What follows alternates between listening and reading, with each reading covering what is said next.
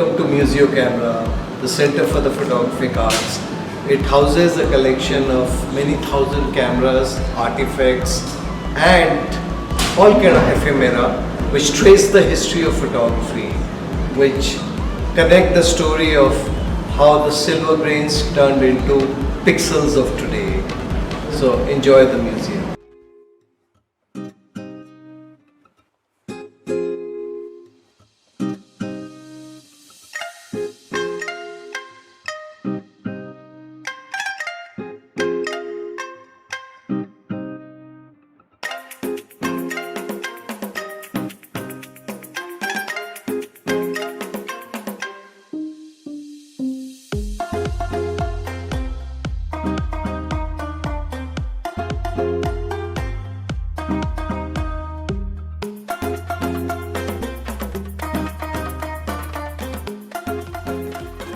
Standing here inside Museo Camera. It is one of Southeast Asia's largest centers for photography and art. Spread across 18,000 square feet. We're standing in what used to be a badminton court. So the India Photo Archive Foundation and the Municipal Corporation of Gurugram have come together, have joined hands to actually make this a reality. There are a couple of different aspects of the museum and the center with which you can interact with. So on the ground floor is where we have our permanent exhibit of almost 3,000 pieces of photographic equipment, where you get to go through the galleries, look at how an art form has evolved, look at the history, learn, interact, and of course the ideas for you to go and research more about what interests you. And then on the first and second floor we have gallery spaces for rotating exhibitions. So every month and a half you'll see a new show. We collaborate with photographers, artists, all of different levels, working across genres. So currently we have almost 5 exhibitions going on in one center. And then the other way in which you can interact with Museo Camera is by coming for some of our workshops and courses. So every month we run about 5 to 6 different workshops and courses, ranging from learning how to create photographic prints using printing processes from the 1850s, such as the cyanotype, salt print, etc. You can also come and do a course on film and analog photography, where you learn how to work with film cameras, develop your film, work inside a dark room, things that are really not easily accessible anywhere else. And then the other courses that we offer are foundation photography, mobile photography, advanced photography, and also genre specific workshops and courses such as lighting, food photography, etc.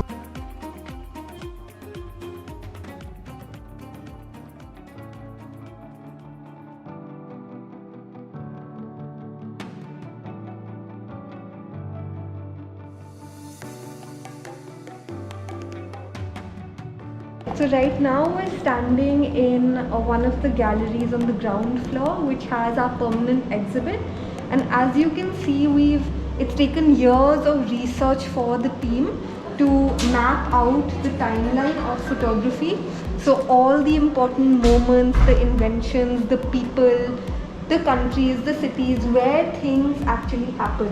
So if you actually look over there, we have the 4, I would say, founding fathers of photography.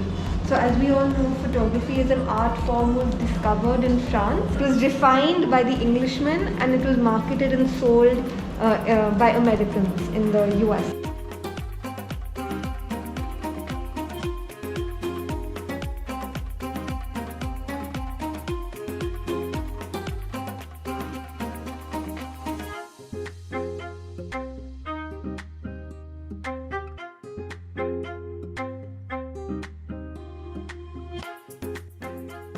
So throughout the museum, we really tried to create as many interactive spaces as possible. So where you're standing right now is essentially where we have the camera obscura placed. So the camera obscura was an early form or an early tool that was used to copy as opposed to actually take a photo. One of the a very famous painting which goes by the name of A Girl with a Pearl Earring was said to have been taken using a camera obscura. I feel these interactive spaces in museums are really important, especially for young children. This is one of the most popular sort of spots with kids today. They come, they take a tracing paper. They take a tracing paper, someone is sitting there and they kind of trace out whatever they see of, the person sitting there. So extremely simple sort of, it's just a box with a mirror inside which helps reflect the image on this side. So it's really, really, fun for kids to actually touch and feel something in the museum, and that's what we're trying to go for with this space.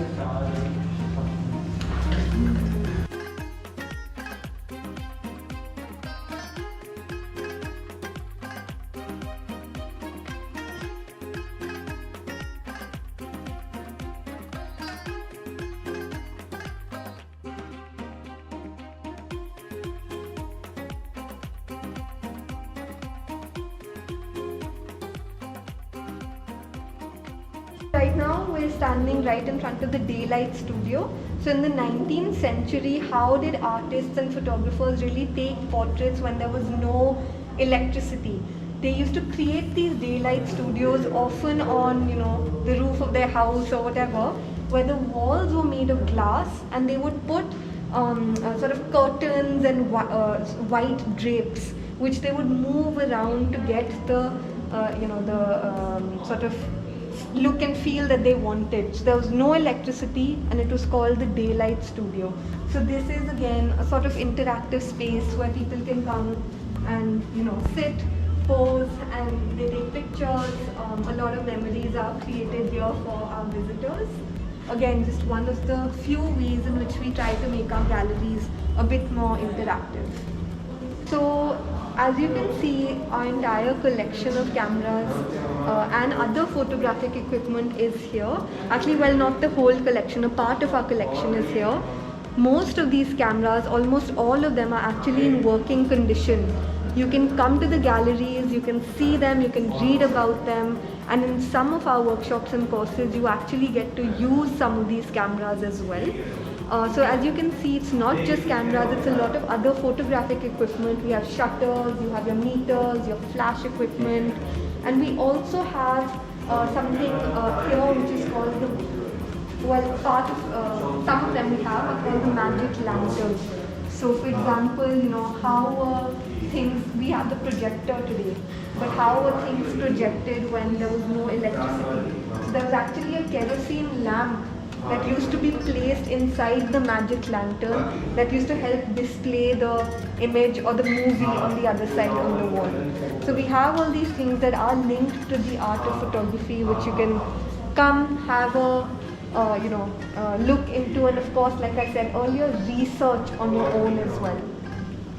So in our collection, we have some pretty iconic cameras as well. An example of that are these K20s, which were manually held aerial cameras that we used during World War II. We have about 13 of them in our collection, and only a few thousand were actually made. So you can come over and have a look at some of these very iconic cameras that are part of the collection.